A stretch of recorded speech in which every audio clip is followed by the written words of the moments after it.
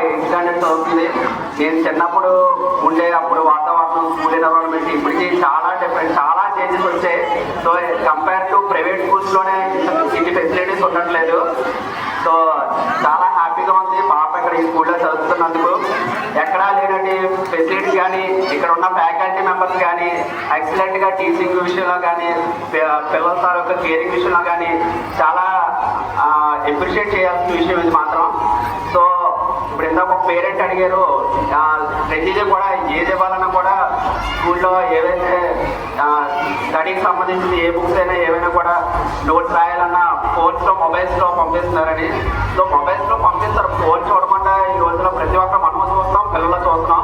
So నా suggestion ఏంటంటే mobile ఇచ్చేటప్పుడు వాళ్ళు కిడ్స్కి సంబంధించి చూస్తున్నారా, బుక్ స్టడీకి సంబంధించి రిలేటెడ్గా చూస్తారా, అది ఏమి చూస్తున్నారా అనేది మనం పక్క నుండి మానిటర్ చేయాలి.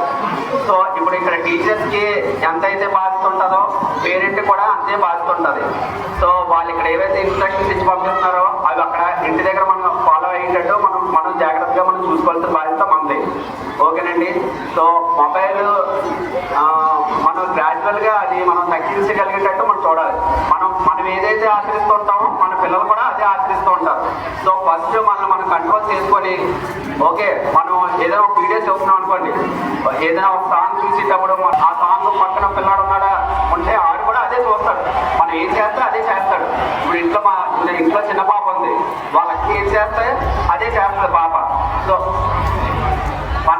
సో పేరెంట్స్ అందరూ కూడా నా సజెషన్ ఏంటంటే పేరెంట్స్ సంవత్సరంలోనే పిల్లలు ఆ మొబైల్ ఫోన్ అనేది యూజ్ చేయాలి. సో ప్రతిదీ కూడా అన్నింటికి ఇప్పుడు ఏది రిలేటెడ్ అయినా పిల్లలకు సంబంధించిన, పెద్దలకు సంబంధించిన ఏదైనా కూడా అంతా మొబైల్కి సంబంధించే ఉంటుంది మనకి. సో నేను ఒక బ్యాంక్ ఎంప్లాయీ. సో లేటెస్ట్గా బ్యాంక్లో చాలా డిజిటల్ ఫ్రాడ్స్ జరుగుతున్నాయి. సో మీ అందరికీ తెలిసినవే. సో మనం ఫోన్ పిల్లలకి ఇస్తాం. సో వాడికి ఏదో లింక్ వస్తుంది. వాళ్ళు లింక్ వచ్చినప్పుడు ఏంటంటే జస్ట్ క్లిక్ చేస్తాడు అంతే. క్లిక్ చేసినప్పుడు మన అకౌంట్లో వచ్చే అమౌంట్ అనేది గల్లంత అయిపోతుంది. సో దానికి వెళ్ళి బ్యాంక్ వాళ్ళని అడిగినా వాళ్ళు చేసేది ఏముండదు. రీసెంట్గా 1,50,000 ఒక కస్టమర్ క్రెడిట్ కార్డ్ ట్రాన్సాక్షన్ చేయలేదు, వాడి క్రెడిట్ కార్డ్ ఉంది 1,50,000 క్రెడిట్ కార్డ్ లింక్ ఉంది. సో లింక్ వచ్చింది. సో ఆ లింక్లో వాడు ఎవడో ఫోన్ చేశాడు. ఫోన్ చేసేసి ఆ ఇన్సూరెన్స్ రెన్యువల్ చేస్తున్నామండి, ఆ లింక్ క్లిక్ చేయండి అంటే క్లిక్ చేశాడు. ఇంకేస్ ఓటీపీ కూడా చెప్పలేదు. ఓటీపీ చెప్పకుండానే 1,50,000 రూపాయలు లాస్ అయిపోయారు. సో అది మనకి ఎంత ప్లస్ ఉంటుందో అంత మైనస్ ఉంటుంది ఈ మొబైల్ ఫోన్లో. సో మ్యాక్సిమం అందరూ కూడా ఈ ఆండ్రాయిడ్ ఫోన్స్ కన్నా ఈ కీప్యాడ్ ఫోన్స్ యూజ్ చేయడం చాలా ఉత్తమం. సో మనకి ఇందాక మేనేజ్మెంట్ చెప్పినట్టు ఏవైతే మనకి ఈ ఓటీపీలు అవి అడుగుతూ ఉంటారు ఫోన్ చేసి. సో మన పిల్లలకి మన debit card OTPs, credit card OTPs వాళ్ళకి జనరల్గా తెలుస్తూ ఉంటాయి.